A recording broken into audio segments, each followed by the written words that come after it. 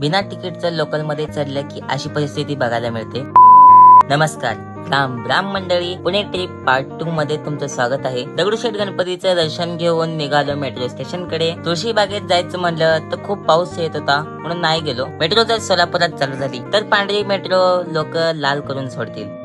याचं काय तर नवीनच चालू होतं। रागाभरात मोबाईल पण फोडून टाकला, डिस्प्लेचे 4 तुकडे केला आणि बघा कसा हसतोय। 15 रुपयाला तर तिकीट होतं। या बाबाला तिकीट काढायला काय झालं काय माहिती। हे आजी आजोबा पण आमच्यासोबत लोणावळ्याला येत होते। मी आजीला म्हणलो, आजी दुसऱ्या हनुमानला चाललाय का? आजी मला रागाने बघत होती। आजी कुठं मला मारायची म्हणून डोंगरकडे बघत बसलो। स्वामी समर्थांना प्रणाम करून स्वामी समर्थांची आज्ञा घेतली आणि वेट एन्जॉयला आलो। यापुढे व्लॉग माझ्या मित्राच्या मोबाईल मध्ये शूट केलो। माझा मोबाईल स्विच ऑफ झाला होता म्हणून। एवढ्या पावसात यांना फाउंटन कोण चालू कर म्हणलं तर काय माहिती। हे असं तिकीट काउंटर होतं। आमचं तिकीट ऑनलाईन असल्यामुळे आम्हाला काही टेन्शन नव्हती। कॅमेराची एवढी क्लिअरिटी नव्हती, बट व्हिडिओ शूट करण्यापुरतं बस झालं। कपडे चेंज करून पूल मध्ये आलो। हे छोटे छोटे राईड लहान मुलांसाठी होते। कधी नाही ते पाणी बघितल्यासारखं चालला होता बघा याने। कौन है ये लोग?